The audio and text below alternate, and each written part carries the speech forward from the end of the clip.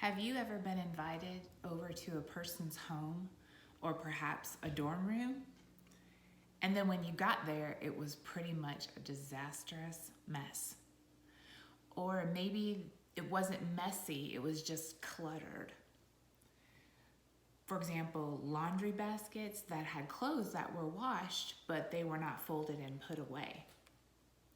Or cups and dishes that had been strewn everywhere.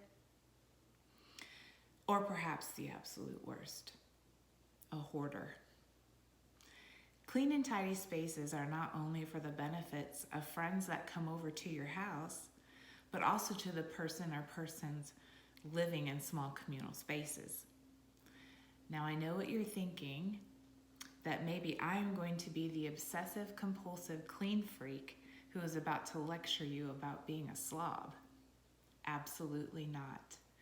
I intend no judgment on anyone, only to show that, in fact, organization and cleanliness are great benefits, not only for you, but for any guests you might have over, and also for your family that lives with you. Today's society is busier than ever. Many college students are going to school full-time, and they also work part-time jobs. Many households have parents that both work outside of the home all day long.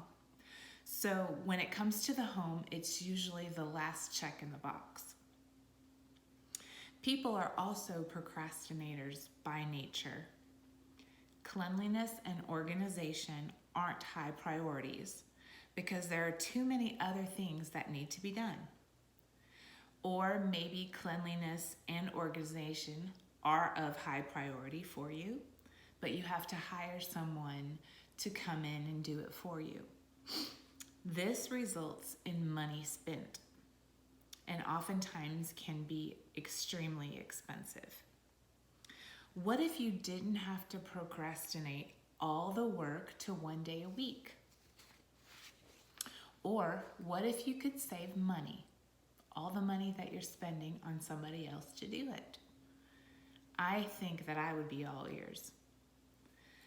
On January 1st, 2019, Netflix dropped an original series featuring a woman by the name of Marie Kondo. This series featured her and her Japanese organization method called KonMari. She has become famous for this organization method. From January on, all I heard about was how people were turning over a new lifestyle because of the KonMari method. Well, honestly, I haven't ever watched anything or read anything by Marie Kondo, but I mention her because maybe you have. And there is a reason that she has become so popular in the United States. We simply are not organized people. We have this idea that the bigger space that we have, the more things that we need to fill it up. And from what I hear, Marie Kondo's method is pretty drastic. And people are lining up to get rid of almost their entire household just to be clean and organized. I can say that I am a first-hand, tidy, neat advocate. I have lived all over the world.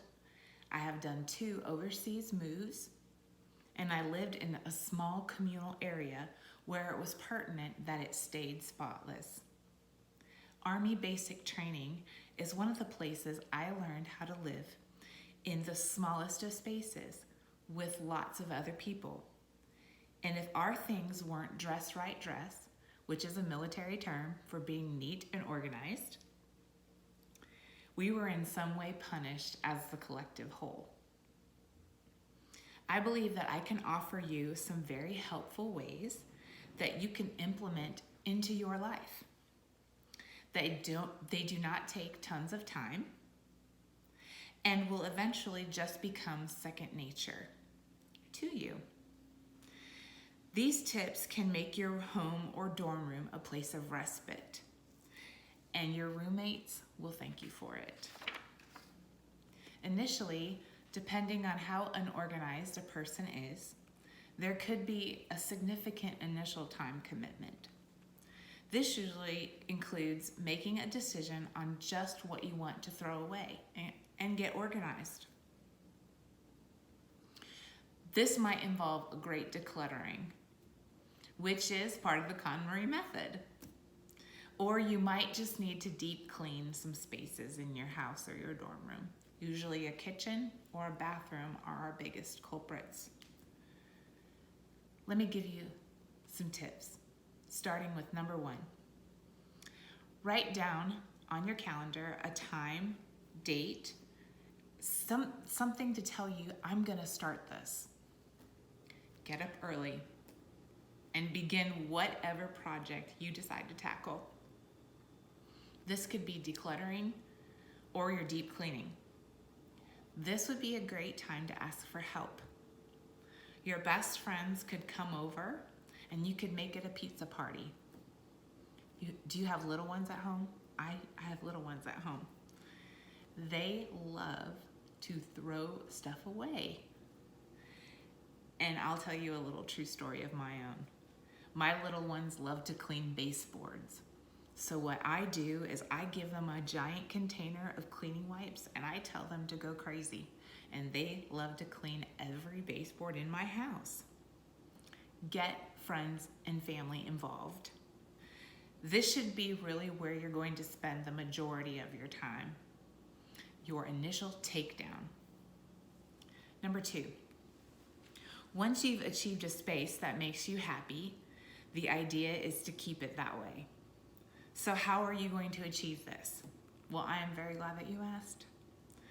To get going, you must set it into your mind that every day you're going to do 15 to 30 minutes of upkeep. This means going around the house and throwing away trash, putting it in the trash bin, picking up your obvious clutter. Start a load of laundry. Start the dishwasher. Then in the subsequent days, run your vacuum, mop a floor, or clean the bathroom sink, spray down your mirrors, or dust furniture.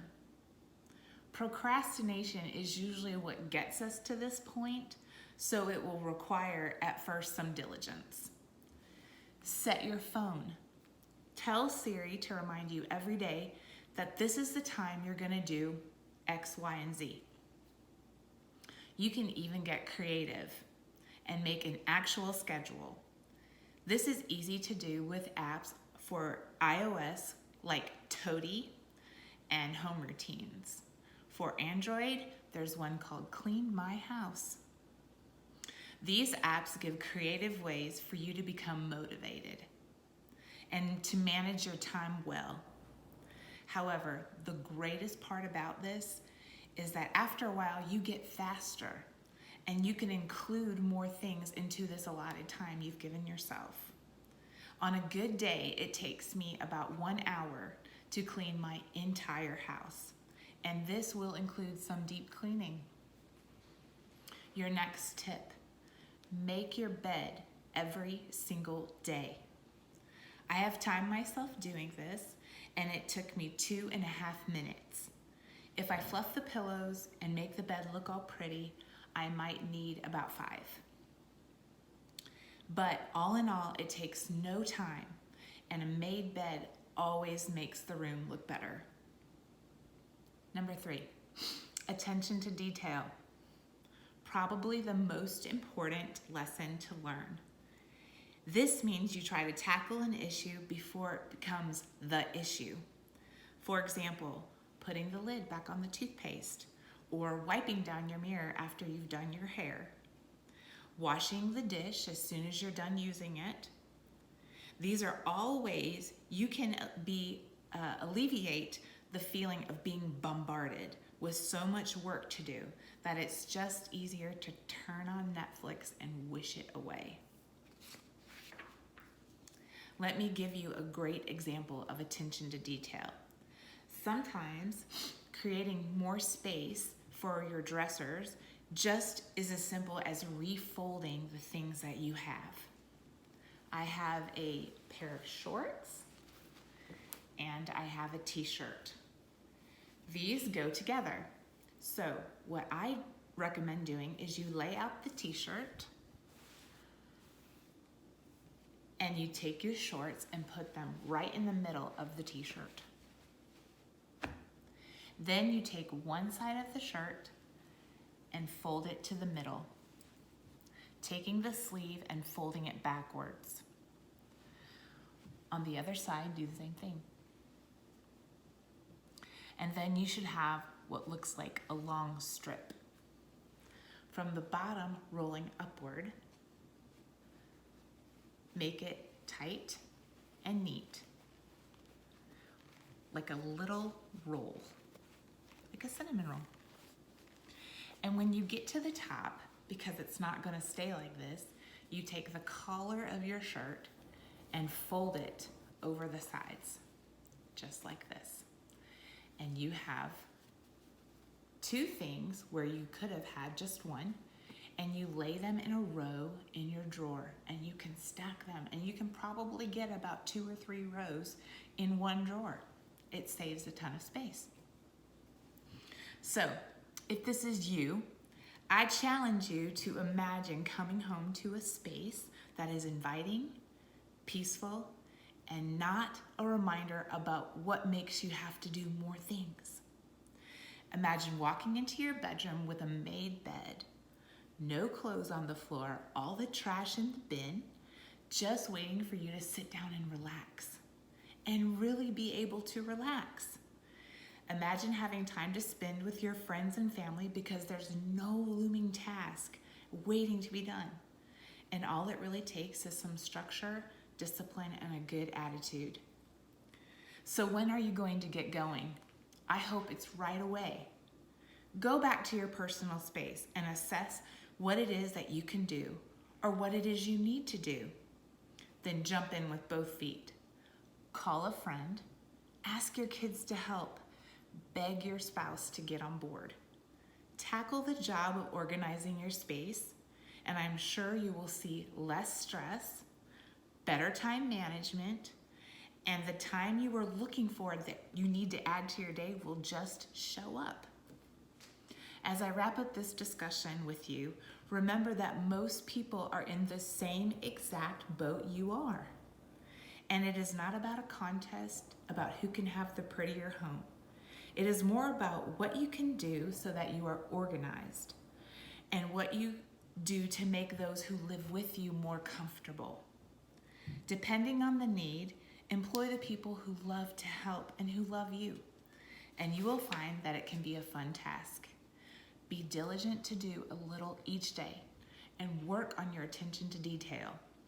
I believe you will wake up one day completely impressed with the small changes you made, which went from the dreaded chore to a wonderful habit. Thanks for listening.